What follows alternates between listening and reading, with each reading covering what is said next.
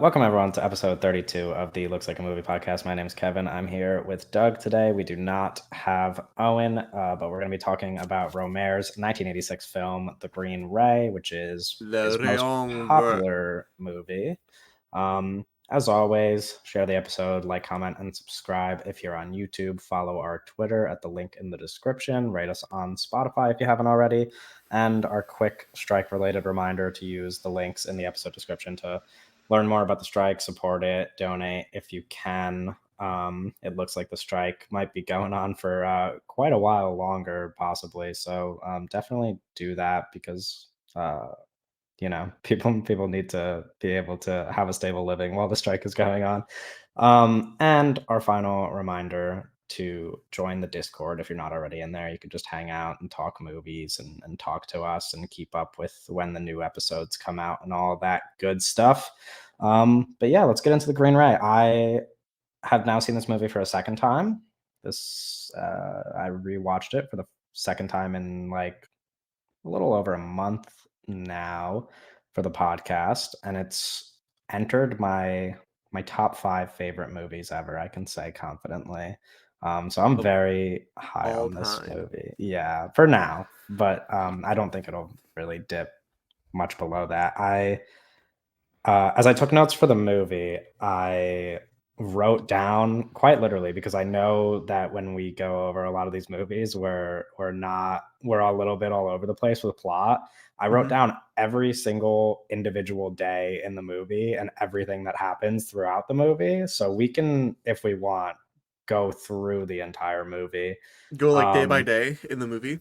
yeah, just to like touch on certain things. There's other stuff that I want to cover, just like in general, of course, but I figured we cannot get lost when it comes to plot because I have pretty much every single event in the movie written down. There's some like small stuff I left out, but mostly every day I have written down. I did just because I guess a pre-movie. This doesn't really matter for this movie, of course, but like if you haven't seen the movie, us going through every single plot point might make you less inclined to watch it. So like go watch it before you listen to this, if you Yeah. want to. It's But not really a thing. It's not really something you can. I mean, no, I mean there's the ending is spoilable, I guess, but like just depending on I don't think knowing what happens really affects it's you all listen. that much. It's like it's an important movie, right? Yeah. And it's one of those things where it's like, oh, do you want us to spoil? Trying to think like another example. Like, do you want us to spoil like Breathless for you? You know, Yeah, exactly. like Like this is like not yeah, obviously you don't talk about a movie like this the same way that you would about like a superhero movie or whatever. right. I just kind of mean that uh if we do get into too much detail, I don't want to turn anybody off from watching the movie. So I figure before we get into any plot stuff, maybe there's some like general Yeah. stuff that we can cover. Well, I was gonna say we could lay some foundational kind of like information a little bit for like Rohmer is specifically he was a Cachet du Cinema critic. Mhm. And I'm assuming you and me I'm assuming you know who Cachet du Cinema what Cachet du Cinema is because you probably learned about it in fucking school. But Probably a little bit, not like okay. But much. it's Cachet du Cinema is like the most important like film magazine, like film Right, right, right. publication, Yeah. like ever. It in terms of importance, it is the most important ever. It's single the critics at Cachet du Cinema literally single handedly started the French New Wave. But from like being critics and then like being such like stringent and like specific critics to like then going and making their own movies, right? Mhm. And if you don't know, but if you do know about Cachet du Cinema, this is all very surface level stuff. But the important critics that have worked at the publication: Jean-Luc Godard, Francois Truffaut, Romer. There's other people. I was gonna name a more like I was gonna name like five more people, but it's literally I've forgotten. But I think people understand yeah, the yeah, yeah. significance. So yeah, and like this movie comes pretty late. This movie specifically, The Green Ray, is what I think we call a post French New Wave film. But Right. I feel like Romero was making movies in like the mid '60s, right? Yeah. So I've watched now I've watched some of his movies, two of his movies released in the 60s. I also watched a short that he made with Godard starring in it, Okay. that came out in, I think, the early 60s, but was made 10 years prior in like 1952, I want to Okay. say, when they So were very young. yeah, so Um, he was definitely like he was like in it at like the height of like in the 50s yeah, when okay. yeah. Um, I want to say he was probably like in his 30s in the 50s, maybe. Okay. But like his actual like feature films started to come out early into the 60s, Okay. from what I've seen. And this one Um, and this is a one comes little out in later. 1986. Yeah, So in the mid 80s, which is which is like firmly post French New Wave, which doesn't yeah. really matter unless you're a fucking nerd that keeps track of shit like that. But it's a Right. little interesting. Yeah, Uh I mean, this is no, I guess he did have a lot of movies still come out after this because he worked well into like the 90s and the 2000s, the early 2000s, I guess. the kind of most interesting thing that I saw when I did like look at like the Wikipedia page before I watched the movie, and I was gonna read. I had all these anyway. I don't want to get into what I didn't do, but I but on the Wikipedia page I saw that before I watched the movie, I saw that there was like interesting acting stuff going on where um some of the act where it was like shot like a documentary, like some scenes were shot like a documentary Right. with not professional actors. Yeah. Just like There are improvised lines as yes. well. Um Not just in this movie, but a number of his movies, I think, but definitely this one. Very interesting, really Yeah. interesting. Yeah. And we can get into more specifics with that if we want to start Yeah, going I through mean, the plot. I have But specific lines written down in my notes, like a number of them. I don't know which ones are improvised and which ones aren't, of course, mhm. but yeah, we could definitely get into that. The thing I want to ask you, I guess, before we get into plot stuff, just because uh I think if you're listening, I mean, I already mentioned uh I guess how much I like this movie. Mhm. I guess I was just curious, like what your experience was now that you've seen it. Like, is this well, specifically, is this a movie that you feel any personal connection to? Because after watching it twice, and especially after seeing how people respond to this movie, it seems like a deeply relatable movie for a lot of people, and that seems to be a big draw, and why people like it so much. So I'm curious if there's any like real strong connection you have to it, or if it's just a movie that you like, or if you didn't like it, but I imagine you liked it. Yeah, I think that the struggle of our protagonist here is very relatable in a very broad sense. I think that it covers on some very Right. broad themes here that a lot of people can find themselves in. But and I think that it's like there's a lot of interesting stuff about the movie.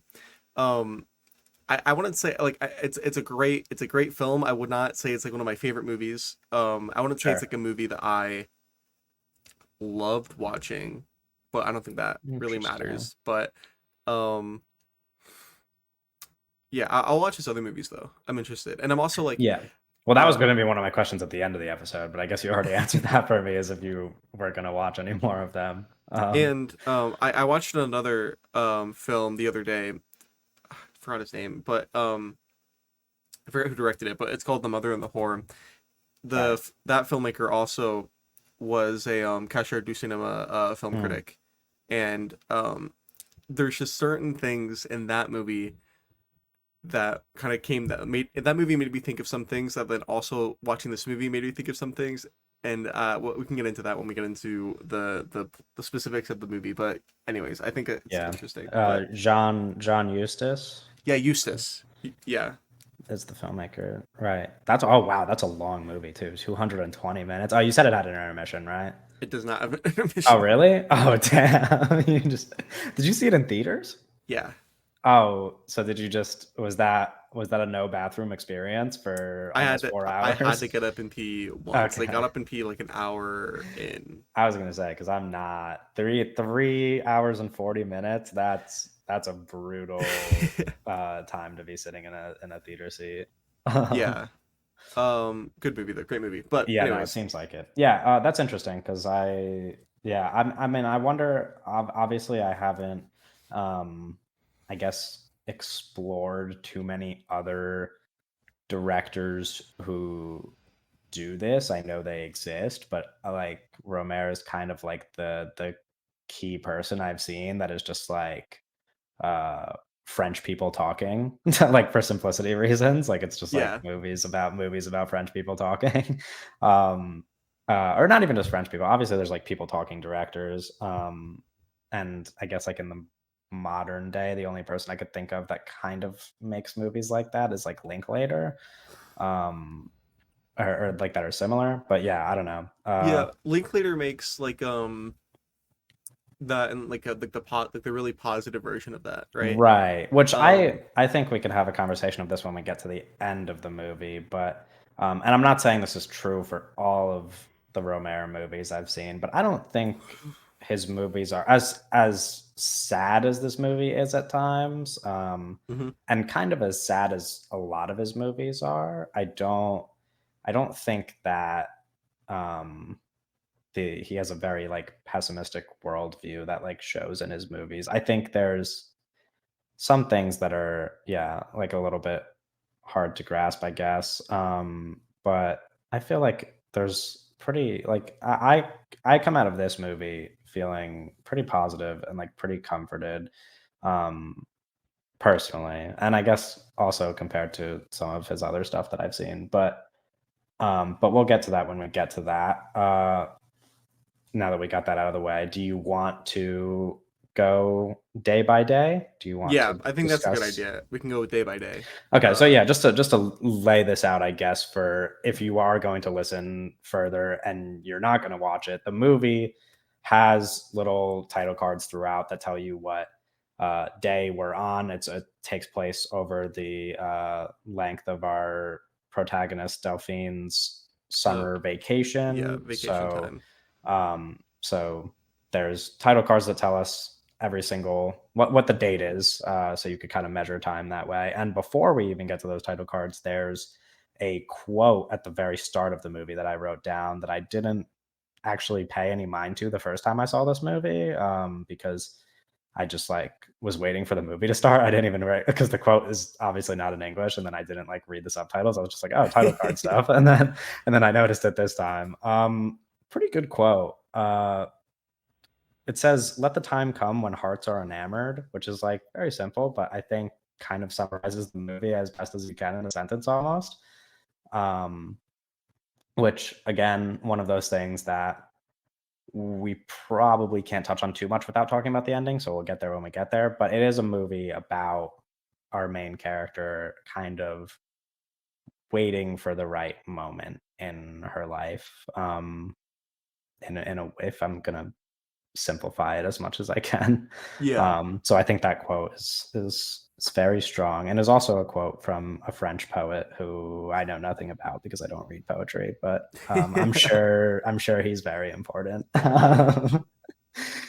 Anyway, so the movie starts on July 2nd, which this date is, I guess, compared to the other dates, kind of a pretty short and irrelevant scene. All it really is a phone call where our main character finds out that the summer plans that she had have been canceled because the person that she was going to go on vacation with is going with somebody else and not her. So Right. now she has no summer plans. I don't know if there's anything in that scene you particularly want to touch on. It is kind of a compared to the rest of the movie. I don't want to say a nothing scene, but it's just the movie No, has but a I lot mean more that that scene happens.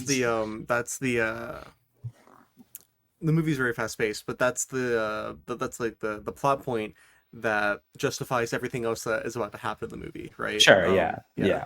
yeah. It is also probably I don't. It's not really like a big thing, but the movie is like from that point on, really throughout the entire movie is like really colorful the whole time, just like lots of greens and reds. Yeah, lots of I think greens. that scene, like that opening scene, is the only scene in her office where she works that is like pretty bland looking.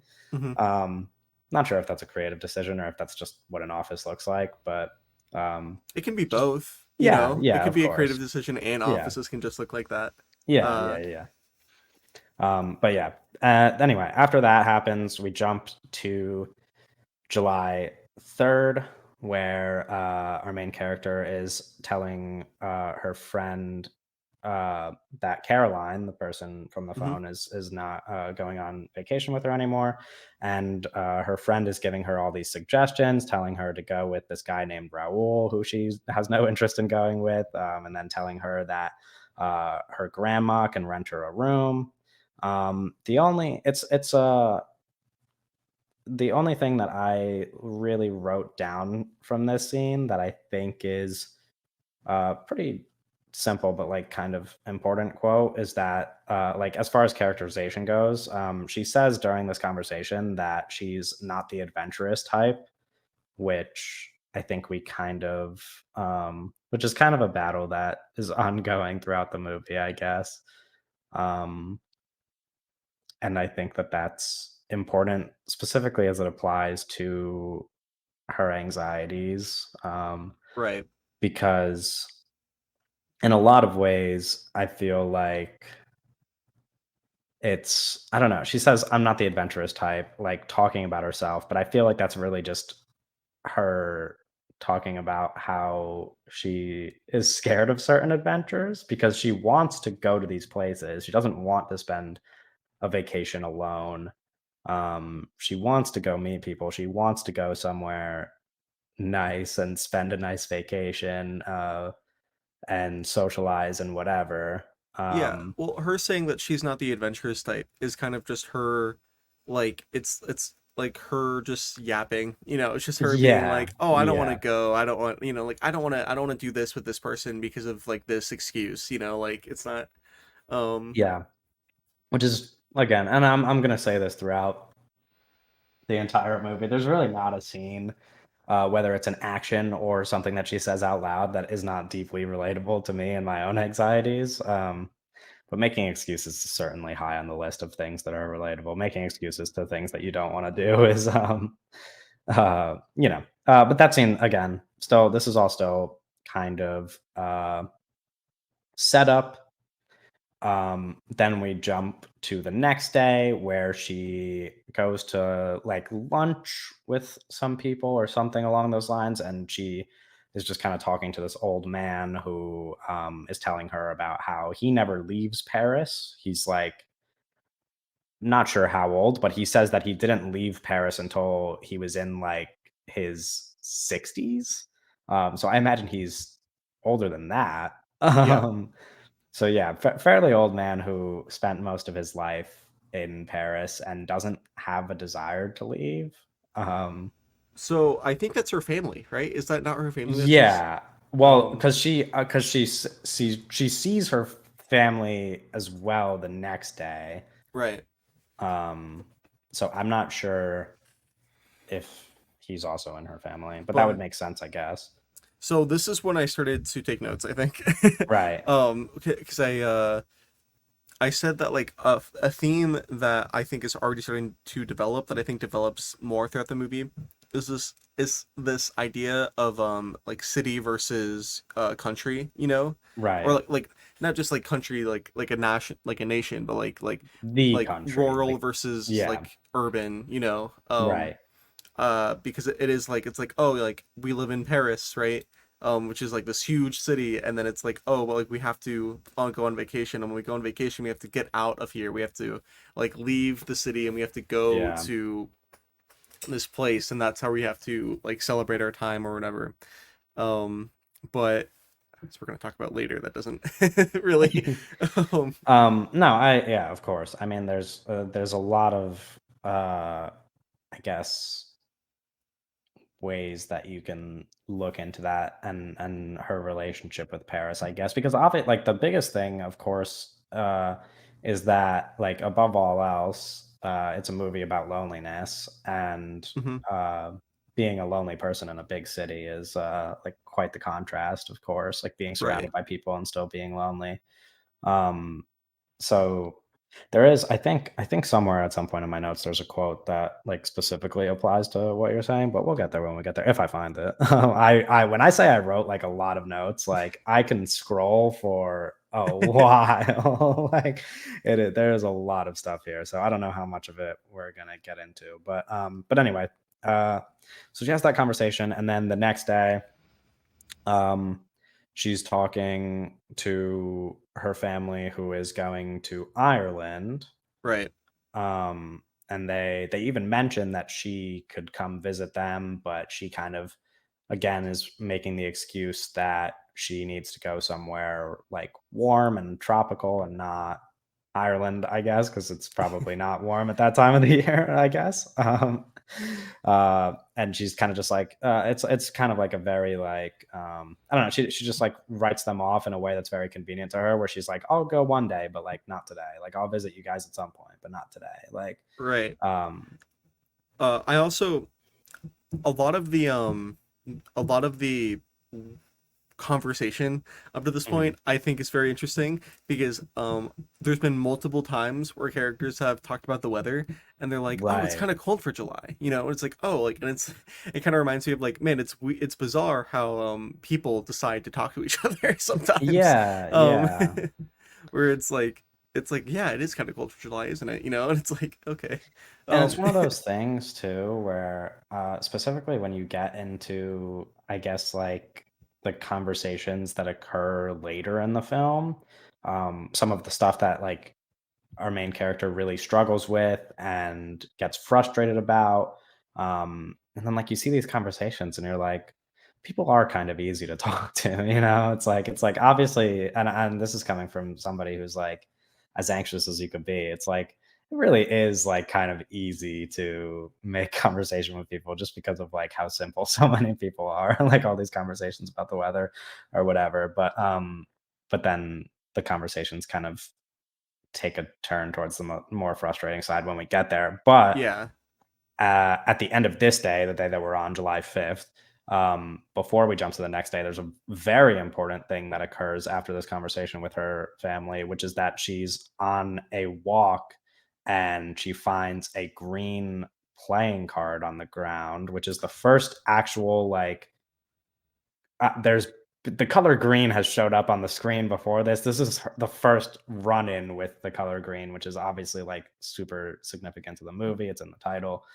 Um, and we'll talk about the green ray specifically later on, because another thing that's interesting about the movie is that the title is the green ray. She doesn't actually even hear about a green ray until an hour into the movie.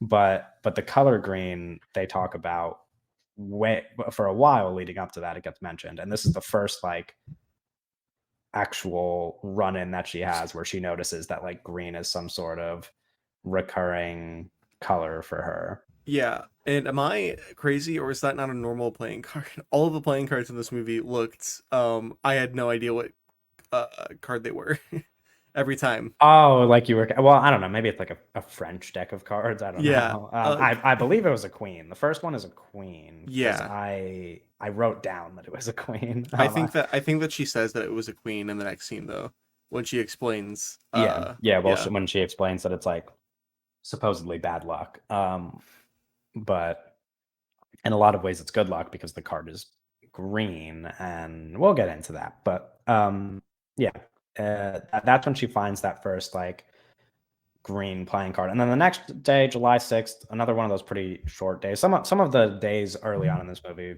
we should say, is like it's pretty fast paced early on. We jump from day to day, and then when we get to the actual vacation stuff, there's a lot more that happens within each day. There's some much longer, drawn out scenes. But early on, it's a lot of like establishing and building up to her vacation. This is still pre-vacation.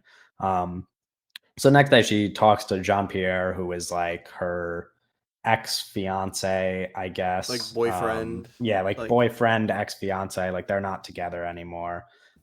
He has uh, plans for the vacation, which she discovers during this phone call. And then we jump to the day right after that, and I'm kind of quickly jumping over because the day right after that we get the color green again immediately when she's walking to where she's gonna have Lunch. have a the first, like, real big there's a couple I think there's, like, I wanna say, like, 3 or 4 conversations in the movie that really stand out to me, like, the big conversations. This is, like, the first one of those that she's walking to, but on her way there, she finds, like, a green flyer posted on, like, a little signpost, and, it says, "Rediscover contact with yourself and with others." And it's like group and private sessions too, Right. which is that like a thing that that people do? I was Re- like, it's like a meditation thing or something. yeah, Yeah, it's yeah, it's like some spiritual like guidance. yeah. But of course, like that flyer being green is symbolic, and I guess just those words on it, like rediscover contact with yourself and with others. Like we already said, it's a movie about loneliness. She's not somebody who is like completely avoiding people in the movie. It's not like she is like sheltered and by herself in the movie. It's more of like a movie about feeling alone Yeah, regardless of how many people you're around. it's a movie about dealing with the way you feel on the inside, you know? Yeah, yeah. um Which I just think it's important that we mention because it's not like this is a character who is locked in her room and she definitely struggles to socialize throughout the movie, and she definitely doesn't like isn't like super outgoing and seeking people, but she's not somebody who doesn't interact with people. She just right. feels lonely for a number of reasons. Anyway, so then we get to this backyard conversation with a group of friends. There's a couple of things that happen during this conversation. I have a whole lot written down, so I'm gonna try to do these in like an order that I guess in the order that I wrote them down because that's the order it happens. But also, just there's a lot. So if there's anything specific during this conversation Bro, that stood out to just go. you, You don't have to, you just go. okay. First thing is they're talking immediately about the traveling situation because she is trying to figure out her vacation plans. The one girl that she's talking to talks about how she like solo traveled, and she's like telling her to solo travel, and she kind of responds by just saying that she's miserable when she traveled alone. And uh then there's this the one quote I wrote down was when they ask her, do you meet people in Paris? And she says not really. And then they say, but do you want to meet people? And she says, yes, I do, which goes back to what we just said essentially about how it's and I think that's like important because it's not like she doesn't want to have friends or to be with someone romantically. um it's just not easy to do that. Right. For like a number of reasons, I guess. One, of course, just being her like clear anxieties, but two, just being that like she doesn't really connect with people the way that some of the people around her connect with each other. And I guess this like backyard conversation is the first place where you start to realize that, because right after that exchange, this one girl who's kind of just like, I don't want to say she's I don't want to use the wrong word, but she's being kind of mean to her, Yeah, well, right? she's Like, just being like antagonistic. yeah, Like, yeah. exactly. And she kind of says, and she kind of defends herself by being like, no, like I'm always like hard on my friends and that kind of thing. And it's like, Yeah. but then Delphine kind of responds by saying that, like, we don't really know each other. Like, you don't know me that well to be giving me such harsh advice. Um, and she's asking herself, she's saying like, are you closed-minded, which is such a like, you know what I mean, like this is kind of like there's specific quotes in here like that that I think make it relatable because it just like it's the difference in perspective of like what she knows is going on in her head, like why, like she knows her anxieties, she knows why she struggles with certain things versus like somebody who can't relate to it just like kind of attacking her because they think it's so easy. It's like, are you closed minded? Like, do you just like not like want to talk? Like, do you just not go and Yeah, talk to it's people? like, It's like, oh, yeah, like it's easy for you. Like, of it's course it's like, easy for you to say that. oh, like you don't talk to people in Paris? What are you, stupid? Like Yeah, it's exactly. like And it's like that's where you kind of start to see her experience like you could tell how frustrated she is like during the exchange and you could tell that during a number of conversations. But this is the first one where you like where you really start to see that like she's trying to express herself um and nobody there understands her. so at this moment there was a thought that I had where I was like, and this is you might not relate to this thought or like have thought something anything similar, but I Okay. was thinking that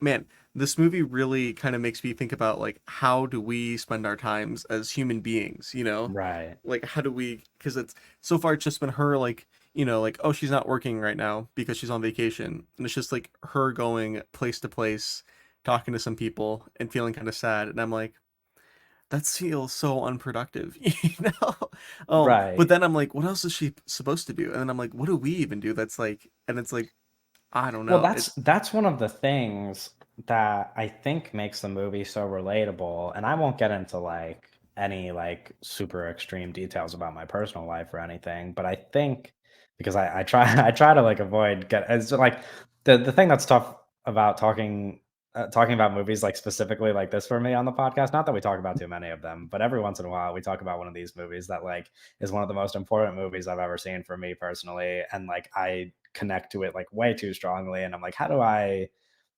express like what I feel about this movie without sharing every like intimate detail of my life. um but no, I think it's like I think it's good you mentioned that because I don't think that like when you talk about loneliness and like what her character is looking for, or I guess like just what we're all looking for, I don't really think it's all that like complex or that we even like are seeking anything like so far out of reach. I think it's almost frustrating to see other people live normal lives or like normal, however you want to define it, like normal in air quotes, but like however you right. want to define it, like just to be able to see people who don't have these feelings, who don't have these anxieties, just kind of like interact with each other and do really normal things. Like if those normal things are just sitting at lunch and talking to your friends or what like whatever they might be doing, to like be able to just go through life having those interactions and feeling good at the end of the day is not something that she could experience because she feels so alone in all of these interactions. um and she doesn't seek new interactions because that's scary, of course. So it just puts you in like this real position where like, yeah, you talk about what we're doing. I don't know that productivity is even like, you know what I mean? It's like, I don't even think about it like that. I'm just like, yeah, I would love to just like, I would love to just do normal shit and like feel content, but that's Right. not where you're at, you know, and then that's not where she's at.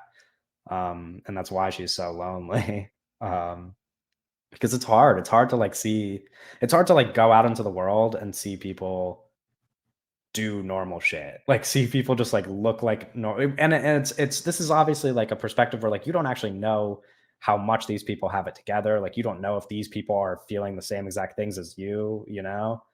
But I think this conveys that really well. I feel like that it's also like it's tough. Sometimes it's just hard being alive in like a broad Yeah. sense where it's like you have to come to terms with like a like this is like just what we do, you know? It's like this is like Yeah. what you do, and like and then it's like you have to figure out how to be satisfied with this, you know? Right. Um which could be difficult too. Um, but yeah, also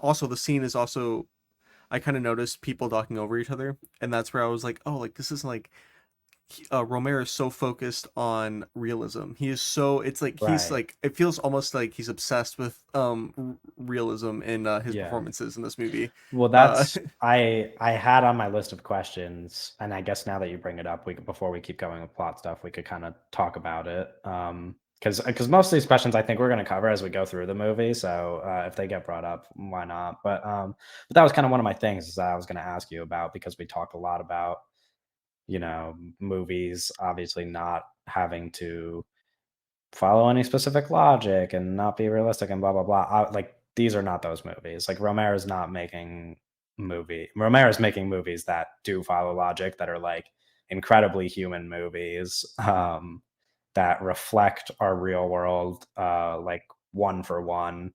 Um and I guess it just like I don't know, since you bring it up, it's mostly it was just like how do you kind of like does that affect your viewing experience? How do you feel about it? Like do you like that it's realistic? no, it's good. I think it is a difficult thing to accomplish because like realistic acting requires like very like requires you to direct your actors in a realistic way to get some like that these Right. specific performances. Um and I think that he does a good job at this, and I think that this might go into the like not having a complete script and having people improvise, like, and like Right. bringing on and directing actors in a way that allows them to improvise successfully, because there's this tweet, and it's I'm a terrible person because I forgot her name, but she's like a blogger. Her name is Lauren something. Okay. And I remember seeing this tweet a little while ago where she says that it's interesting to watch movies and focus on how the movie is different than real life, or how the movie is similar to real life. And Right. something that she brings up is how like people don't talk over each other in movies, whereas people Yeah. talk over each other in real life. People talk over each other in this movie like a lot, like in every Yeah. conversation. That's an Um, interesting thing because that's like it's funny and I don't want to go off on like too much of a tangent here, but like it's funny how many conversations we had about like that kind of specific stuff in my screenwriting classes and I guess just like how we approach writing really and kind of like being taught I guess that like just because something happens in real life doesn't mean you need it on your script in your script, right? And like I think the example that comes to mind immediately is phone calls where like in a movie, if there's like an intense moment like involving a phone or like an important moment involving a phone, people just kind of like hang up when it's done, right? Like in real life, you're yeah, like, oh, okay, bye, like bye, love you. You know what I mean? And like that never happens in movies. right, yeah. So it's like that kind of thing, like that. It's the same thing here, where it's like, yeah, these conversations are trying to imitate real life, and that was something that I've kind of always really struggled with because a lot of times I would write stuff where I like in my head, I'm writing like as realistic dialogue as I could come up with, and then that might be boring to some people, but like I like it makes sense. I like movies like this, of course, where it's like this is just a movie where people are talking, and none of this to me feels much like a movie. I mean, it does, of course. There's a lot of great filmmaking here, Yeah. but it feels like I love movies that feel like you could just be watching real people, and like I have no reason to believe while watching this that these aren't real people. So it might be the next day. Um, Yeah, I'm just seeing if there's anything else major from this day that I because there's a there I mean there's a big I don't want to say big event because it's a weird thing to say big event with a movie like well, this our because it's like protagonist like big walks away big and events. cries, Yeah, and yeah, then yeah. her friend comes There's over a and is like, "You, hey, come on vacation with me," and then she y- does talk her into doing that. Yeah, yeah, and that's the first of several scenes where the protagonist just starts crying. yeah, Maybe the most relatable thing about this entire movie, for like a number of people, is that she just a lot of other people bottle the emotion. Like when she needs to cry, she just fucking starts crying. Yeah, our protagonist talks a lot and cries And quite a cries. bit in this Yeah. movie, and that's like the whole movie. Yeah. um, But that's why I say major event because, like what major is a weird right, term. But right. um, anyway, but oh no, the other thing that really is a major event here that I had written down in my notes before I rewatched the movie because I kind of like was looking into it, but then I remembered as I was watching it, I was like, oh no, they mentioned this in the movie, which is that during this whole scene, during this whole exchange, there's a moment where one of the people at this table with her mentions, uh, well, Delphine first mentions that her friend who's a medium told her that green would be her color this year. Right. Yes, yes. Then It cuts she follows it to, up by pointing out that she keeps seeing things that are green. and she says that green is And the color of hope. yes, that was the final thing is that like one of the friends mentions that green is the color of hope, which is like really important to the ending of this movie and just kind of like the movie as a whole. Um, so we'll get to that more when we talk about the ending, but that's a There's very also important little in the sequence like a thing. really brilliant cut from her talking about like green being important or whatever, and then it cuts to one of the other women at the table who's just Right, wearing who's all wearing green. green. Yeah. Um, So good. So yeah. good. I love and it's cool too because there's a couple I don't remember exactly how many. I know her and then I know somebody else's, but there's other people who wear green throughout the movie. Hmm. The main character wears a lot of red. Mhm. There's like a strong contrast in this movie between greens and reds. Yeah. Excuse me. Constantly. Um, yeah. Anyway, just something to point out. But then we go and speaking of cuts, it's very like another very abrupt cut is during this scene of her crying. Her It, friends like talking to her, calming her down, and then it just cuts to the next day. yeah. Well, this is Like like also what kind of came to mind was like, oh, it's like it's a little bit of a commentary on like the brevity of time, like how time moves so quickly, you know. right. If you think like because like throughout like the movie, the days are passing so fast, and it's not, and like the And it the skips film is, days sometimes too. It yeah, doesn't and go it'll skip like exactly every single it'll skip day. like weeks, yeah. Yeah. um and the day, and like the film is communicating like when like the how much time is passing very quickly, right? And it's like it almost feels like that it's kind of a commentary on like, oh, like you just watched this whole summer, like well over a month's worth of a person's life in, 90 minutes, and Yeah. it's Yeah. like how quickly this feels, and how like things, how something like time really, after once it becomes a memory, it starts to slip away so quickly. Mhm. It's like it's something I remember my mom told me one time. She was like, oh, one day you'll blink and you'll just be this old, and you'll Yeah. be like, what the fuck. Yeah. But No, it does. Yeah. And I mean, it's good you bring it up now because this is, I think, the longest time jump from that to the next one because that day where that conversation is happening is July 8th. Now we're jumping to July 18th, 10 days later. yeah.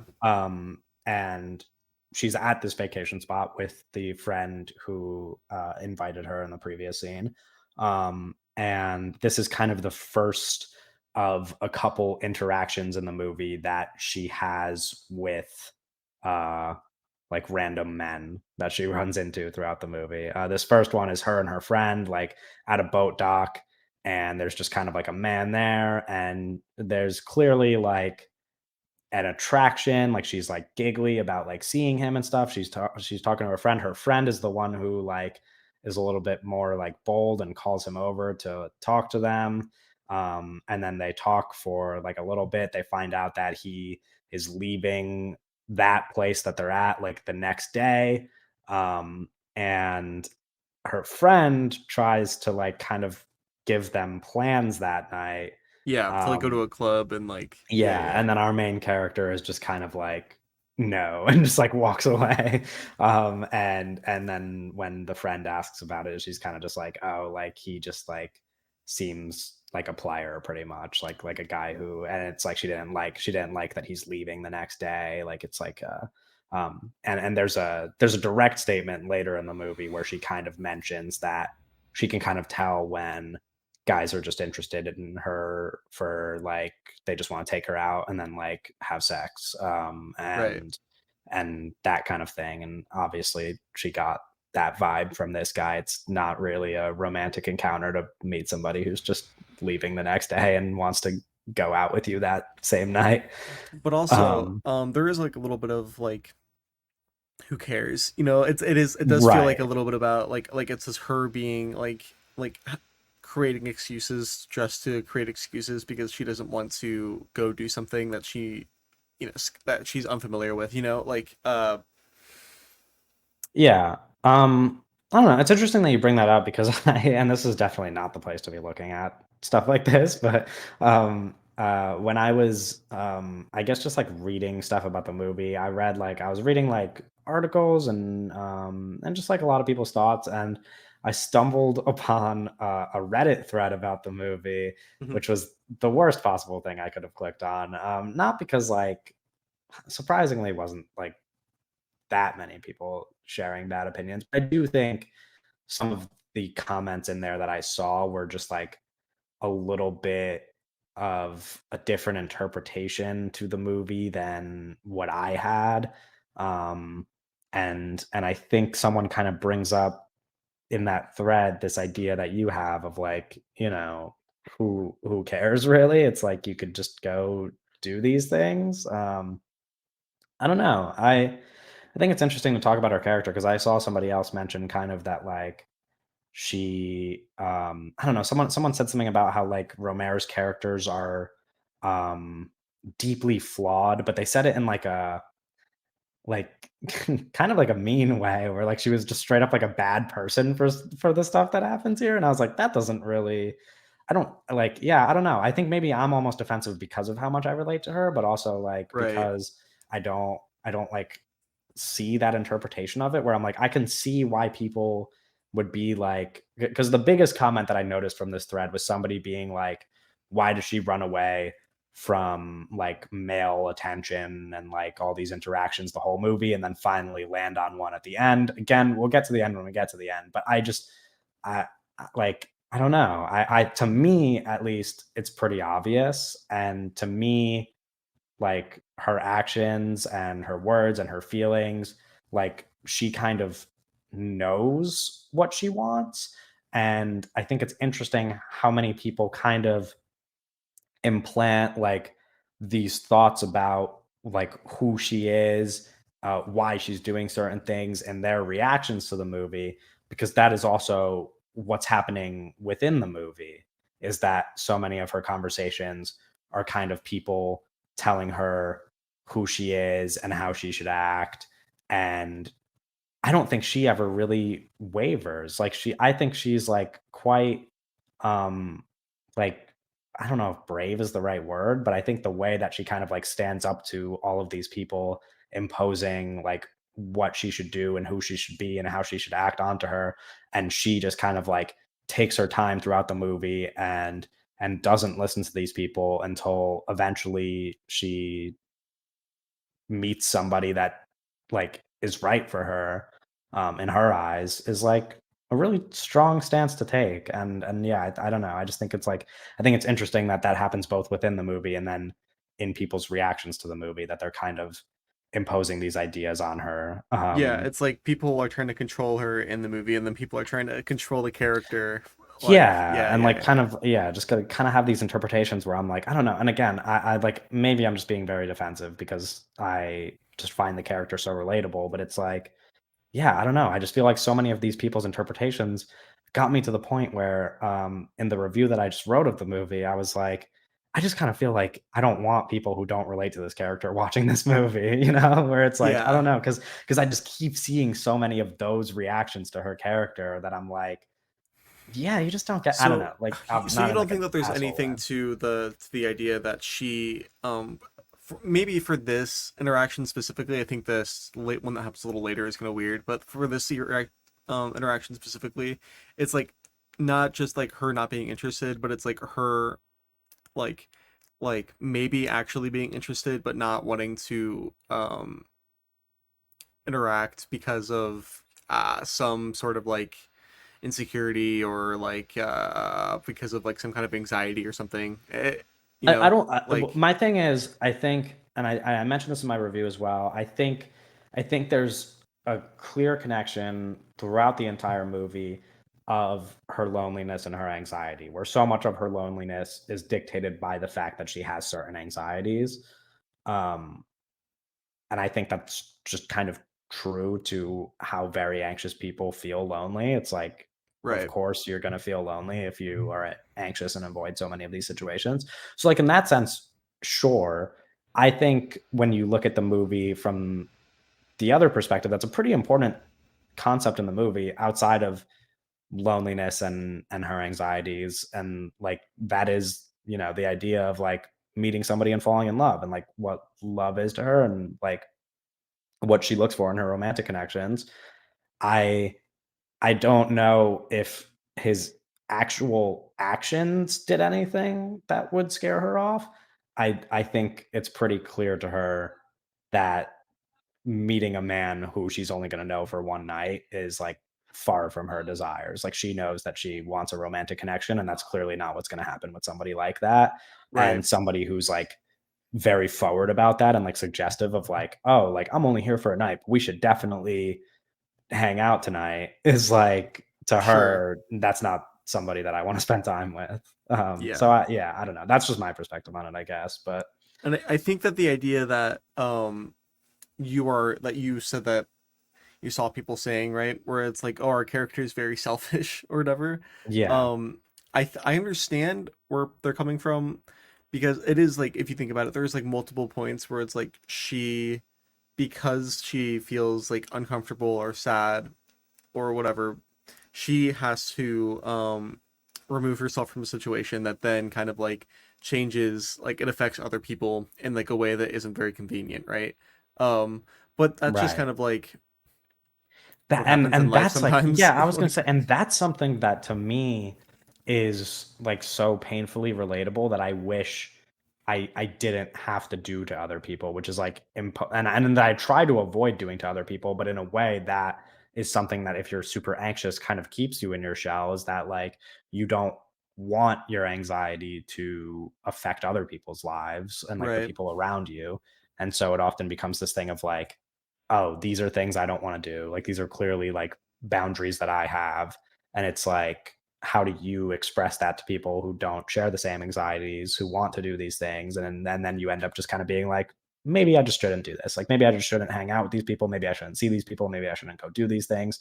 Um, and then you get into or this maybe like, like when isolation and loneliness. in the next scene, right, where it's like the next day, I mean, where it's now we're with the other girl's family, right? Yeah, well, Or no, this is actually in the same day. oh, it's in the same day. Is Yeah. Well, So after that boatyard thing, we get to this like, you know, uh, lunchtime or dinner, whatever thing that they're doing with the other girl's family. Um, what were you gonna say though? Sorry. sorry, no, I was just gonna say, I think there's two things I haven't going to say that is funny. I wrote down Yeah, into my notes because that this is a big scene for me. I wrote down in my notes that this vegetarian conversation is fucking obnoxious. That was like that's like the most annoying part of the whole movie. I think it was trying to be annoying on purpose, but it felt like this was one of the moments where I was like, these people are absolutely 100% just riffing. Like none of this is fucking written. I feel very confident that this is not in the script. Maybe the overall idea was in the script, or maybe like the beginning was, but like the way that these people are talking, I was like, this is just the kind of shit that people like. This is just all improv. Like this is like improv club shit. Um, Right. and I thought it was annoying, but that's just like the nature of improving. Like, oh, one vegetarian at dinner while everybody else is eating pork chops. It's like that's like the only way that like, the Yeah, conversation could sure. have gone. I thought it was very annoying though. But then there is like, Annoying, as in she's being annoying, the other people are being annoying, or everybody's being I annoying. thought everybody was being annoying. I thought that she Okay. was being annoying because she was very willing to keep talking about it, which is whatever. I understand. But then I thought everybody was annoying because I kept asking fucking dumbass questions. Like, Yeah, I don't know. And this is one of those scenes, I don't know. I guess my interpretation of this scene is like very different because, well, not like different, but I think again in terms of like how relatable it is for me. I think this is the scene that maybe captures some of her frustrations the best with how she interacts with people because like if you put the subject matter of the scene aside, right, where like you Right. mentioned it's just kind of an annoying thing, right? And you kind of like just pay attention to I guess like the relationships between everybody at the table. Hmm. It's a very difficult thing to like express your values in a setting of people who don't share the same values. Right. Um, and of course, like, yeah, I guess you mentioned that it's annoying that she keeps going. I think in a way, and at least when I've been in situations like this, in a way, you kind of like feel like you have to keep going almost and like you have to defend yourself because if you feel Well, so strongly about these values to yeah. kind of be made fun of in front of an entire group of people, right? Because like they're having a laugh about it where they're like you could tell like they're enjoying this conversation because they could poke fun at her, and that they're not going to agree with her and that kind of thing. And she's like alone in this where there's like 10 Yeah, other people at that's the what I table. feel. I know. Well, yeah, and they even like they there's that shot where she says like, "Oh, you're eating the flesh," or like you're eating like an animal with feelings or whatever, and it like cuts to like the kids eating the pork chop, and I'm like, Yeah, yeah. that's But silly. that's yeah, but But yeah, it is to communicate that she is like alone in this fight, right, or this conversation, and largely like just alone here at this place, even where it's yeah. like you could change your surroundings, but that doesn't mean that like you're less alone in certain ways. Yeah. Um, but I think that the specifics of like her talking about it and then the guy right next to her being like, "Oh, but I feel bad at the butcher, but then I feel okay at the grocery store." I'm like, "Bro, shut up. Shut the fuck up." Like Yeah, fair enough. I mean, sure. Like if we get into specific dialogue, I can see um why it would be frustrating. I just think it's like, yeah, I don't know. I just think that like it's a conversation that really matters because it shows kind of how difficult that I guess it is to um, break out of this loneliness where you look to like try to make friends and you look to try to interact with people and then what you get is people who don't understand you and how like painfully difficult it is to like in the simplest terms and like in a way that's not super annoying to like be different than everybody, like yeah. where it's like just feeling different than people and having nobody understand you makes it really difficult for you to surround yourself with people. And I think that this conversation is probably out of all the conversations in the movie, the one that captures that the best. Hmm. So yeah, I don't know. That's why it matters to me a lot. Anyway, uh, we can kind of, I guess, speed through some scenes, and if some of the shorter days, I guess we'll get to the big stuff. But if there's something you want to talk about when I mention one, the next day is just that. Next day is like a very casual day at their house. She has a conversation with a little girl. She mentions that she has a boyfriend, which of course is like that relationship is not. She tells the little girl that that's like an ongoing relationship, and that like she's just like, oh, we just don't see each other a lot because he's working. Like he didn't come on vacation because he's working, when that's obviously not the truth. And then the only quote I wrote down is that the girl says to her, "You change men like shirts." Yeah. It's just that was a good little moment. But yeah, that's that day. Then we kind of go to another table exchange from these same people who just had that vegetarian conversation. And in this next day on July 20th, um, and let's see what happens at this table. They do mention I have a quote written down that, says they just kinda mention, "We don't know you very well, but it seems like if we suggest something, the answer is, 'No, I'd rather not really.'" And they're kind of, like, poking fun at her for, like, them, bringing up all these ideas of, like, what they can do. The conversation continues about, like, what they can do while she's on vacation, like, what she wants to see, and how like everything that they bring up to her response is just kind of like a no, I don't want to do this. And Yeah, like because she's she just like, gets I'm just like comfortable going on walks she and can't swing, she can't go sailing. Yeah. right. Which we've already touched on, I guess, in some of those previous exchanges, but it is um I guess like the most like a more clear example of her just kind of avoiding things because of her anxieties. whether, like the sailing thing is if she gets seasick, whatever. But obviously, like she's saying no to essentially everything, and she is just saying like, no, I just want to like go for walks and stuff. And And and then this she is goes for a yeah, and then walk. this is Yeah. important because the next day she follows it up by going for a walk by herself, and then we get And our next crying moment where very uh intense cry. It made me feel really bad. It made very yeah, I mean like that part, that one is because the movie in a way, and I don't know if you feel this way, but I watch a lot of sad movies, of course, and a lot of movies about depressed people, and I cry at a lot of movies. I don't think that this movie really does anything to like make itself like a tearjerker. Like it's not trying to like make you super emotional. I think that scene is the only one in the movie that I watch that like really overwhelms me with emotion, and like makes me feel just really bad. yeah. Because that is just her like in this isolation. And it's interesting, especially when you go back to like the scene where she goes and cries on the staircase, and just like I guess all of like these like situations in which she's socializing, because it's very much like, and I remember like too well situations from my childhood where I used to do that. I don't really do this anymore, but like but situations where like you're just an anxious person and you are in a group setting, you're like around people, and you kind of just like separate yourself from the pack, and then you feel like shit. Hmm. Like you're like, I need to avoid everybody, but I hate that I need to avoid everybody, and now I'm going to start crying. And it's almost like kind of like a call for attention in a way, at least when I would do it. But like at the same time, you're like, I want that attention. Like you're almost like, I want people to like understand this struggle that I'm going through. I don't know. It's a weird thing, but I think that moment of her just kind of like separating from the rest and then breaking down, and then specifically the fact that she breaks down, meets up with the rest of the group, and is just kind of like, "Oh no, I had a nice walk." Like she's just like, obviously she's not going to tell them what happened, but still, it's like, I guess that just kind of like shift and that like masking of your emotions to go so quickly from, sobbing on a walk by yourself to just being like, "Oh yeah, no, I'm enjoying it here." Like I'm just, having a good time. Yeah.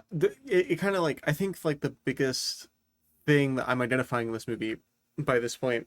And this like and this kind of covers like the next probably like 4 or 5 days for me. Like and like a lot of my thoughts are like Mhm.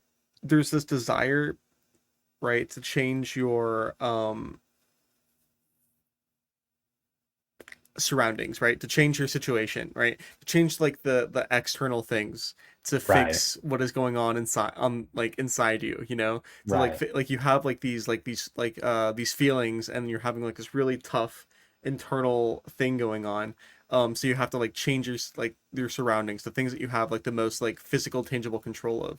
But that's not gonna, it doesn't really work. Yeah, Yeah, it and that consistently it that's doesn't really work. yeah, that's like something that really connects with me about this movie. It was even like pertaining to like my present day, I guess, but just like everything. Because it's one of those things where it's like, yeah, I don't know. I think in a way we feel like, because when we go back to the color green, something important, not just that it's a color of hope, but specifically it's also a color about new beginnings, which is something that the end of the movie hints at, the idea of a new beginning. But we talk about, we mentioned already this like Paris setting, her escaping Paris, and the movie is her traveling to all these different places. Um, and like, yeah, I don't know. It's just like, it's interesting how we think that the solutions to some of these anxieties, and I've even convinced myself of this in the past, and I still convince myself of this today, is that like, yeah, a change of scenery can really do that for you. Where like in the past it was some of the anxieties and the feelings that I felt in high school, and it was like, I'm just gonna go to college really far away. And so much of my senior year of high school was me kind of lessening those anxieties, because in my eyes I was like, I'll be in California in a year, and that's going to be a completely different place. Like I'm never going to feel like this again. And then I got to California and I was like, oh, I feel worse than I did before. I was like, this is not Right. help. And then now it's that same situation. And it's an interesting balance, because I think some of those things are true, where it's like, I think something about Paris for her that maybe I'm just projecting, but I imagine this probably plays into those anxieties, and it plays into my anxieties with like where I'm physically currently, is that when you spend too much time in a place, or if you spend your whole life in a place or whatever, there's like a level of comfortability in your anxiety. Mm-hmm. Like you get comfortable in a routine, you get comfortable in the place you're in. You have spent so much time here that you've figured out how to survive, in the sense that survive being like survive with your anxiety, of course, like deal with it and accustom yourself to your surroundings in that way. And going to a new place completely turns that on its head, right? Where you have to like force yourself into completely new situations. You have to force yourself to do things that you wouldn't do if you never left this little bubble. And in that way, I think that's probably why she seeks out somewhere other than Paris, and why she feels the way she does about Paris, because her loneliness is never going to change if she keeps doing the same thing that she's been doing in Paris for years and years and years. Like she has to go somewhere else. And I think that's probably a really relatable part of the movie to me, which is like this desire to like not stay in the same place that I've grown up and lived in, because that's like no way to challenge your anxiety. Um, Right. yeah, I don't know. Just a thought. Do you want to skip over the next couple of days and go to when um, she hears I'll about do. the Green Ray or Yeah, I something? could do a quick skim. Um, yeah, I mean, she goes to the mountains on like another trip, on the following trip. Not like a super She's there for important a scene. day, Yeah, gets she's there for sad. the day, gets sad. Yeah. Like, What else? She goes back to Paris. She finds out about a friend, and her friend lets her take her brother-in-law's apartment, which is in a place called Biarritz. I'm probably not I think pronouncing it's that like a right, different part of but Paris, but maybe I don't know what it's I'm a talking different part about. of France, you mean? But yeah.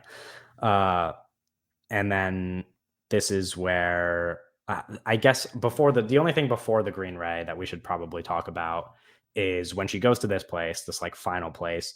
She meets a woman at the beach who she kind of starts hanging out with. I guess like she befriends a woman at the beach, Hmm. and they're going and they're having drinks, and these two men come up to them and like sit with them, and like they're discussing making these plans. And this is like the longest scene in the movie by far, is this And exchange. she They are like talking doesn't for a talk at while. all. Yeah, and she She doesn't like she doesn't really talk at all. This is a long it's scene. It this friend that it's this lady that she met at the nude beach, Right. right, and um her's trying to be like very outgoing, right, and then like they go to dinner or lunch or whatever to eat, and these two guys, they invite these two guys over, and then it's just fucking her and this one guy going back and forth talking about nothing, talking about right. fucking Right. nothing for like But 10 minutes. there's a Like, couple. I don't know how much interest you have in this stuff. There's a couple of things in this scene that I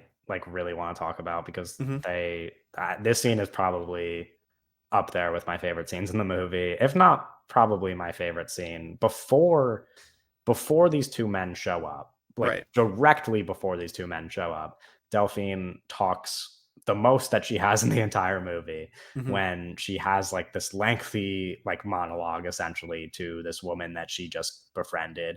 And I think this monologue is important for a number of reasons. One, very specifically, is the actual word she says in the monologue, Mhm.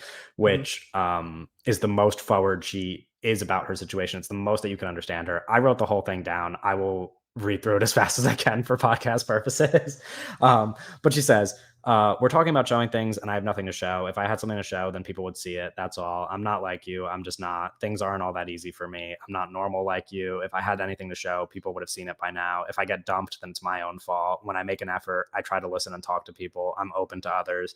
I don't know how I could be more open. I watch what people are doing. If people don't approach me, it's because that's just how I am, because I'm worthless. Um, Obviously, she says it a lot slower in the moment. Yeah, but that's like her like big like Very reveal, you know. right. And it says a lot about her. We don't have to get into detail about every specific thing it says, but yeah, I mean, like, shocker, another really fucking relatable moment in this movie where everything is something that I relate to. But there's like, there's some specific things in there that that really stand out. Kind of like the one that stood out to me the most was this idea of like she says, if people don't approach me, it's because that's just how I am, which is it's an interesting kind of like, I guess, just capturing of like what the worldview is for somebody who's very anxious. Like this idea that like people don't like you, like if like Yeah. implanting these ideas in your mind about how people in the world think about you as opposed to how they actually do. Like this idea that like you're lonely because none of these people want to talk to you, when of course it involves you also making an effort. And I don't think that people, I can't speak for everybody, but like for me specifically, I don't think that people aren't aware of those things. I don't think that people aren't aware of like the fact that they have to make an effort. But obviously that's a really scary thing to do if you're super anxious. And then your head, it's like, it's a tough thing to overcome, because you're like, why does nobody want to talk to me? Like, why do people not approach me? Like, why have I not made friends in that way? And I think it applies important context to this conversation, because she's just befriended the stranger, Mhm. who is one of those outgoing people Mhm. that did approach her. And she just kind of like pours her heart out to this person that she's known for a couple of minutes. And it's very like easily just played down by her. Like Yeah. she just kind of, it very quickly, there's no space in between this monologue happening and then these two men approaching them and starting to flirt with them. Like Well, there's yeah, not because even she any space for her to immediately console her. They just sh kind of like walk right over there. Um, because this lady is immediately like, "Hey, like, don't worry about it. We're gonna forget all about that. We're gonna have yeah, fun. Don't worry about it." And it's like, yeah, it's because, um, and part of it too is also, it's like this lady has no reason to fucking care, about you sure, being yeah, sad, sure. like, but Um, But yeah, these two men come over. The only thing is, and I think this isn't like something that we have to talk about deeply, but I do think it's a very interesting interaction, because you kind of, even though it's a nothing conversation where like they're just talking about bullshit, it's very clear how easily these two people like flirt with each other in front mhm, of her eyes, like compared to like her history of men, the men that she meets in the movie, etc. Like she's just watching two people come over, just immediately start flirting with each other just because they're attracted to each other, and like have this, easy back and forth where they're laughing and like touching each other and like clearly interested in each other. right. It's just like such a contrast. And then she just kind of like at the end of this conversation is asked like, what do you want to do tonight? And she just stands up and runs away. And Like she not just even runs walks away, away. literally runs away. And This this man another this chases after her. that was crazy. Like Yeah, she runs like kind of far away, and this guy just is like chasing yeah. after her. And it's Not like, to you mention, we guys, don't even mention a part in Paris where another man also follows her. Like a man like sits down across yeah, from her on a bench, like follows her and through the follows her. city, and Yeah, then yeah, she's yeah. kind of just like, "Do you want a photo?" And then like walks away. Yeah, that um, was scary. yeah, like there's just, yeah, that it's weird stuff. Like I'm like, that's a weird reaction for this guy to just chase her down when she runs away. Yeah, Like kind of an insane person reaction. especially when like they didn't even talk. Yeah, like they didn't even say words to, and it's like that's it's this kind of like, I think it's also like kind of captures this like thing, which obviously this movie came out in the 80s in France. Like this cannot relate to whatever modern dating culture is, but in a way, like her perspective on dating culture that she reflects on at the very end of the movie, it's like she doesn't want these interactions, and he almost gets this idea that like, oh, my friend's flirting with your friend, that means like me and you are a thing. Like that means like we have to like flirt with each other and whatever. And he just like chases her down because of it. Right. Yeah, awful, awful scenario for her to be in. But then she just kind of like says goodbye to him and runs away. And then we get to our final day of the Green Ray, um, which is August 4th. Sorry. uh, Yeah, um, a full month after the it started. Yeah. Uh, so August 4th, we should mention, I guess, just because it's important pretense, since we kind of skipped over it when we skipped a bunch of days. There's a day where she hears a group of people talking about the Green Ray, the book that like kind of loosely inspires this movie, not like super connected, but the character from the book The Green Ray is what the main character in this movie is based on. Yeah. Yeah, and they mention in this exchange, these old people are reading the book, they talk about the Green Ray, they explain what the Green Ray is. For podcasting purposes, the Green Ray is when the sun is setting, and at the It's very end amazing. of yeah, at the very end of a sunset, sometimes, very rarely, you can see a little flash of green light as opposed to the colors that you're normally used to seeing. I've heard about this. I like I've obviously never seen it in real life, but like Hank Green, no, John Green, sorry, has like a video Yeah. about it on YouTube talking about the Green Ray. That shit's crazy. No, That's yeah, so cool. Like it's super cool. And it's, I mean, it's captured beautifully in the movie, but what leads up it's to, wonderful. yeah, Like what leads up to it being captured in the movie is she's at the train station going home from her final vacation stop. She's meets a guy. reading her book. She's not A reading guy her book. sits She's reading The Idiot written right. by I was gonna Dostoevsky. mention I was Yeah. gonna mention the book after I said it, but yeah, um she's reading The Idiot. The guy notices. He knows, he's familiar with The Idiot. He's read The Idiot before. right. He sits down next to her, and they start talking. And I think I didn't write down all of the exchanges, and I guess I'm just like curious what your perspective on it is, because I think there's certain like little details in the her conversations with this guy, that hint that he's kind of the guy for her as opposed to the other guys she runs into in the movie. Obviously, like she doesn't really talk to a lot of these other men in the movie, so you can't really tell. But I think on the one hand, it's just like, you know what I mean? Like when you Yeah. meet people, like you know who, not just, it's not just an attraction thing, of course. It's like, if there's It's like something there, if intuition. you, yeah, Like, yeah. exactly. And that's a feeling that she's chasing throughout the movie. It's very important. It's a very important idea that she's chasing this feeling throughout the movie.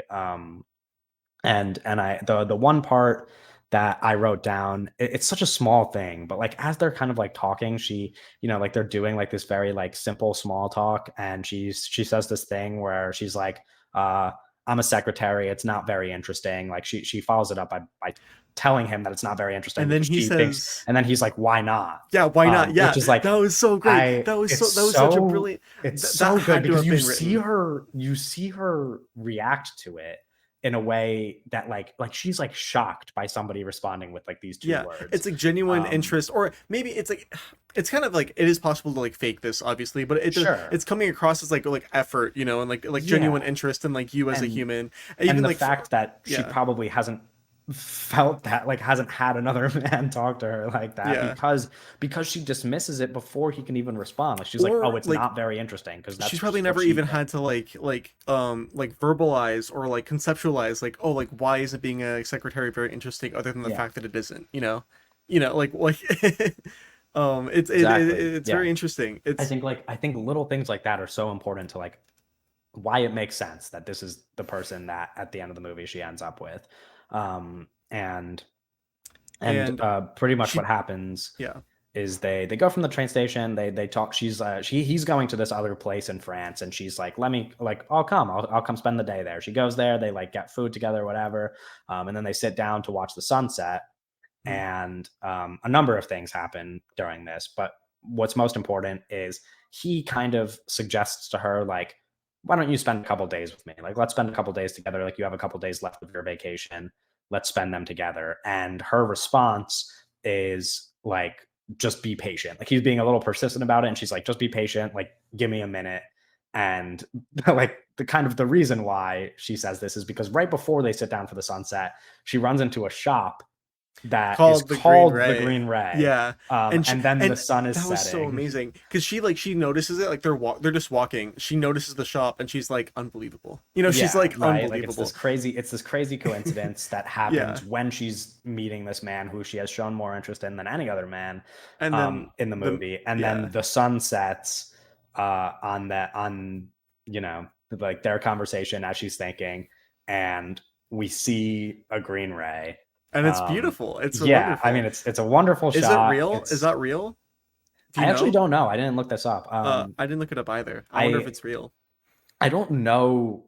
I know it's rare. I don't know the frequency at which it Hmm. happens, so that's what interests me because I'm like, Yeah. if you were gonna capture it for real, Hmm. would you have to just, Go out show there up like every night at yeah, every day. sunset Yeah. and until you finally get one? And how long would that film? You know what I mean? Like, is it like, does this Yeah. only happen like every couple years? Does it happen like once a month? Like, you know what I mean? Like, it's like, so yeah, I don't know. I have no idea. But if it is real, that's It cool. looks If very pretty it's in the not movie, real, it still looks regardless. good. Yeah.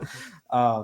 And she's like obviously filled with joy at the sight of the green ray, and it's just that's where the movie ends and kind of suggests that um And they are going to yeah. spend these couple days together and maybe it will go somewhere And the movie hangs so much significance on this on green this ray. ending. Yeah. Like we've Like been building up this entire podcast, like we have like plenty to talk about at the ending. um like and it's because the ending is so significant. the characters that are talking about the book, and they're talking about how like, oh yeah, the main character in the Green Ray, like she doesn't know herself, but like at the end of the book, she is able to recognize her own emotions, and then she sees the Green Ray, and then it's like, and Yeah. like earlier in the movie, they're talking about like, oh, green is the color of hope, and it goes on and on, and Yeah. like Yeah, I don't know. I think it's a beautiful ending in a lot of ways. I think when you talk about its significance as this kind of symbol of hope, it's obviously what's most important to the movie, both like thematically, both like how you can like relate to this movie and like what it means to somebody watching it personally. It's um I don't know, it's a very like just like good like little good. reminder that's just like Yeah, keep going, like keep yeah. um I that's like the simplest way to put it, and it's weird because I can't like find the right words to describe it exactly and like why it's so meaningful to me, but it is It's kind of just kind about of this. perseverance, like Yeah, because I think so much of these anxieties that she challenges throughout the movie are like, but what's stands out to me, I guess, is that it's just a big win. Like it's a big win for her to be anxious and feel really lonely throughout these weeks of her life. And then to like, like talk to this man who in any other case she would probably avoid. And to like actually do something, and, right. like, regardless of, like, and I like that the movie doesn't really give you clarity in that, like, yeah, they'll spend a couple days together, like, are they gonna end up together? Maybe, like, and that would be really sweet, but it is just kind of like, She gets like like, a the right. vacation, that's kind of like, Right, yeah. right, she gets, like, something that's for her, and I think it's just, like, yeah, I don't know. It's just such a nice, like, little hopeful thing because like, you just need that sometimes. Like, when you're just anxious and, like, and it's tough to deal with so many of these things, like, you just need a win, and, like, she gets a win, and that's, like, so sweet, because it's, I don't know. I mentioned, like, I used, like, the word survival before. It is like this ultimate test of perseverance to be, like, lonely and anxious and depressed and to just keep going constantly. Like she goes through all of these like shitty days in a row just constantly, and Yeah. you can see like the weight that has on her, and like to do all that and then to feel good is a big deal, like whether it lasts or not, because she's got hope, like she followed the signs, and like Yeah, she maybe followed it'll the happen again. signs. Yeah. Yeah, I don't know. I love it. I love the ending. I think it's Oh, so good. there's also a moment where it was like, "Oh, what's your sign?" Right? And she's like a Right. Capricorn or whatever. Right. It's like, bro, this is like a lot of people like there's a certain kind of people that would this would be like their favorite movie ever. Like Yeah, a sure. certain kind I of like mean, I'm like spiritual, kind of one of those people, but not but because of that scene. yeah, but like you know But, what I mean, right? yeah, Though yeah, it's yeah, like of because this course. movie is very kind of like spiritual and like Sure, yeah, yeah, yeah. yeah, and like signs play a big role, and and coincidences and stuff like that. But it's just kind of like I think the idea of coincidences is important in a way because it's like like when we talk about what I just mentioned and like hope and whatever, it's like what can you do to convince yourself that it's worth it to keep going? And like if coincidences are those things, like if you need signs and you need coincidences and you need something to happen to you for you to like be sure of yourself that like this is worth it, Hmm. then yeah, like I don't know. I love it. I love the entire movie. I will not go into any more detail because we've talked about it for quite a while. But We're almost, um, bro. If we keep going for like 10 more minutes, we would have talked about it for longer than the movie is. yeah, that's true. That's true. Is there any final? Let me look at my questions and see if there's anything we missed. I guess. Um, we talked about blah blah blah. We talked about her as a character. We talked about the color green. We just talked about the ending. You already said that you would watch more Romero movies. Yeah, I will. We talked about the realism stuff. Yeah, I mean, I guess we pretty much covered everything that I wanted to cover. So yeah, any final Green Ray thoughts before we do a quick little news thing? It's good.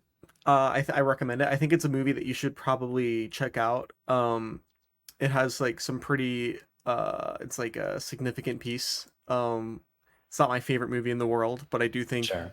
that there's a lot of really interesting stuff going on. I think that it's a very emotionally charged movie. I think there's a movie that a lot of people would really enjoy.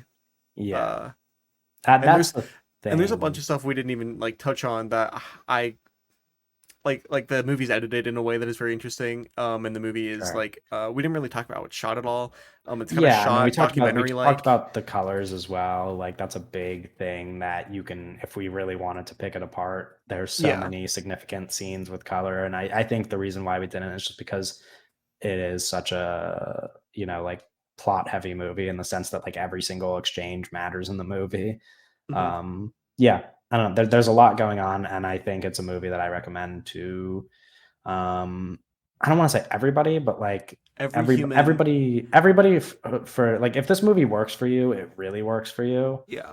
um and I think one of the nicest things about this movie, I guess, like as an ending note on it, is kind of like what I mentioned about how much I relate to it and how like good it feels, because this is a character who wants to be understood. And I think like in a way when you see something that you relate to this much, it's like you're being understood by what you're watching. Like it's like seeing a movie and and feeling understood in a way that you haven't before. Um and I think something pretty powerful about it is that I came out of it, saw how much other people liked it, and saw how many people related like deeply to it. And it's one of those things where it's like if you feel like somebody who maybe isn't understood, you can watch this movie, and if you feel understood by this movie, then you know that like you're one of Yeah, like you're not alone. thousands of people who Yeah. feel very like deeply about it. And that's really sweet. So that'll wrap up our Green Ray conversation. um and we could jump into some new stuff. It's a pretty slow news week as far as news goes, but we'll cover whatever we can. Starting with, I guess, like a couple strike things. We had two uh, two people in charge of major studios say really annoying things as usual. Starting with Fox Entertainment president Michael Thorne says that the WGA and SAG strikes need to be resolved by the end of this month if scripted shows can return with new episodes in 2023 and 2024 TV season. I think that's Um, significant. I think that is like a significant thing to point out. right. And it's obviously significant because chances are the strike will not be over by the end of this month. Yeah. And, So, like he's one of the people responsible for that. well, but it's like he as like a the thing with the guy from Fox is like he can't fucking do anything about it, Sure. you know. But sure. But like, uh, yeah, you know what because I it mean? really it's like it's Al Gore for him. Like his boss is Al Gore, and so it's like Al Gore would have to do something about it because Fox is Disney. Right. Um, but Um, I so a little bit of strike analysis here. I think a lot of people don't understand that the AMPTP is the organizing, um, the negotiating body that all of these studios fall under, right? And they all go through the ANTP, the AMPT, the Hmm. AMPTP. Yeah. Yes, yeah, they all go through them to communicate to the Hollywood unions, right? They all like go into like this funnel, and then they come out the other side as like one unit to communicate with all to make sure that everybody's on the same page. That's kind of fucking over a bunch of studios Yeah.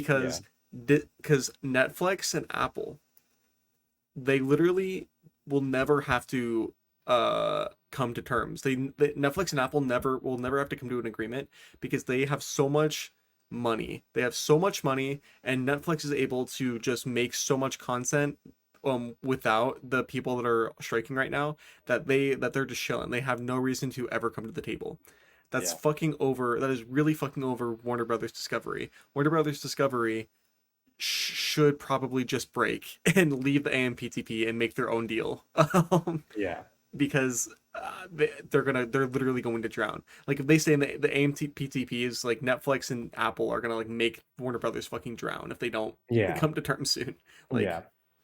anyways, but Um, I mean, you mentioned Warner Bros. Discovery. The next thing I was going to say, which I guess we don't even have to talk about because you already just kind of covered it, is that the Warner Brothers Discovery CFO said that they're really shut down due to the strikes, and there's very little content production going on right now. Which, like you said, Netflix and Apple and the whoever's have the ability to keep putting out content. Warner Brothers does not.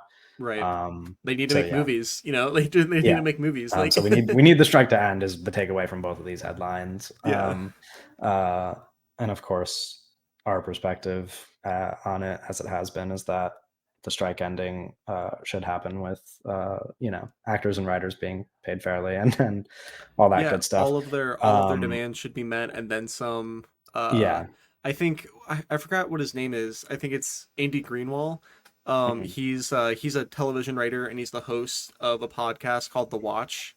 mhm. Um, and on his podcast, he did a strike update a couple of weeks ago where he said that it has become a ideological. It is no longer like a financial disagreement between the WGA and the AMPTP, but it has now become like an ideological battle where it's like it's not about the money. It's about like, do you guys respect the idea of writers as like a profession, um Right.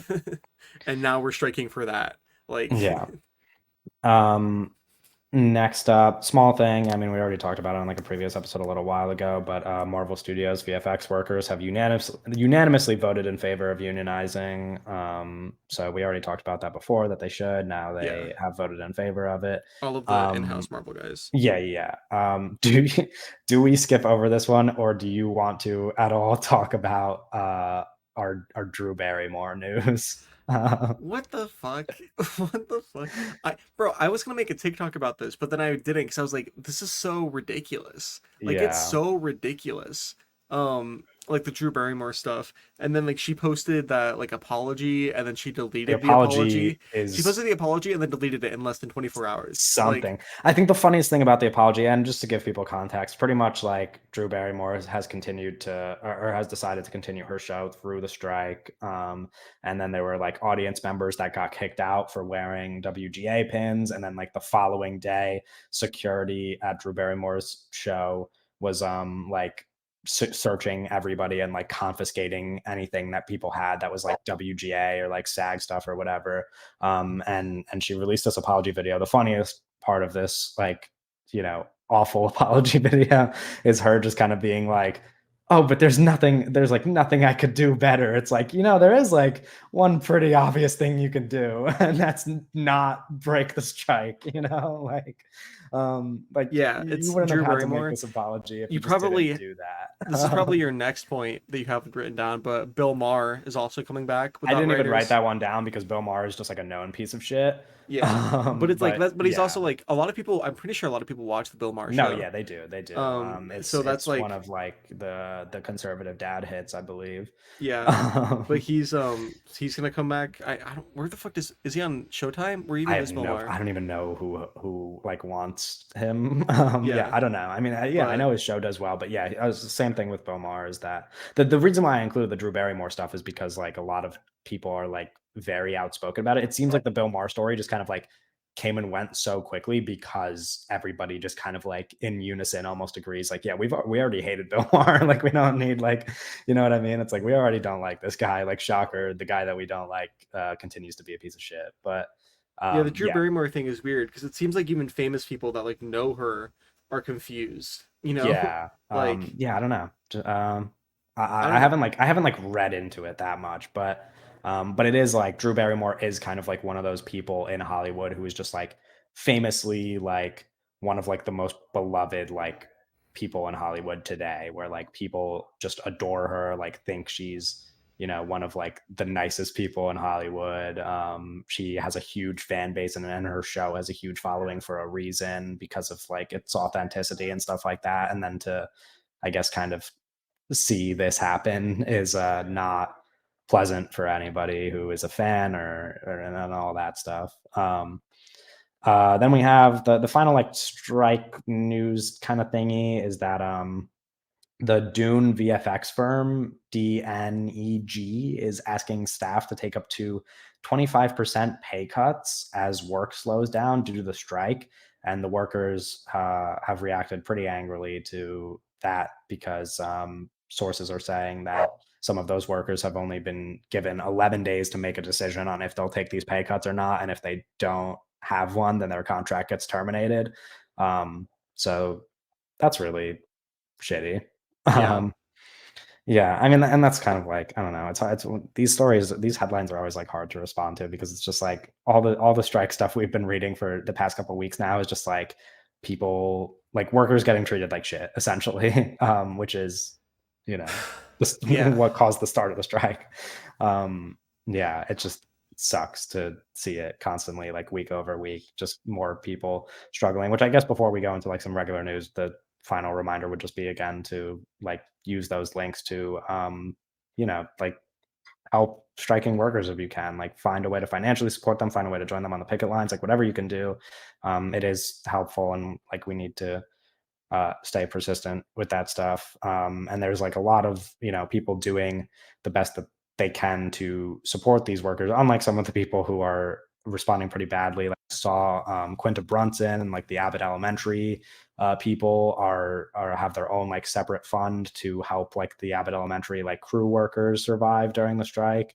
I know all of the big late night hosts just started a podcast that I listened to yeah. one episode of, which is actually pretty funny. Strike Force 5, Right, right? yeah, they Yeah, started a podcast, and the money that they make from the podcast is going to the workers of their late night shows. that's good. So that's really cool. Like stuff like that is just nice to see. It's nice to see a lot of these people, Yeah, like it's in like going to unity. like displaced workers, like people that aren't on strike. Right.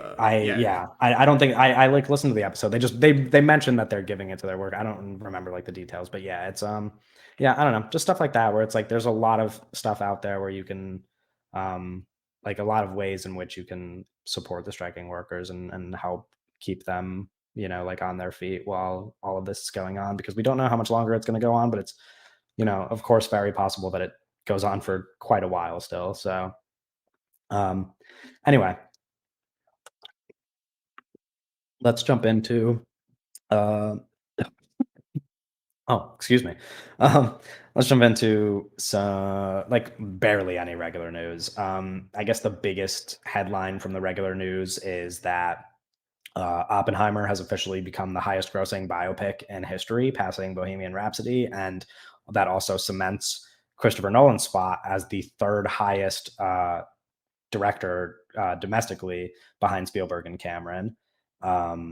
So crazy, big news for both of them. Yeah, crazy. Nolan crazy is white a boys. top three box office director, and crazy that I mean, we talked about this a number of times as we've seen Oppenheimer kind of like cross these records, but ultimately now that it's quite literally the highest grossing biopic in history, it is just it's kind of insane how big of an achievement this is. Like it's kind of insane, and we've already said it before, to see a 3-hour R-rated biopic just dominate the box office to almost $1 billion now. Yeah, make a Um, like ridiculous amount of money. like It's when like, you look at the crowd that this compared to Bohemian Rhapsody appeals to, it yeah, is shocking to see it pass something like Bohemian Rhapsody. Like I remember the buzz surrounding Bohemian Rhapsody and how big of a fan base something like that drew in.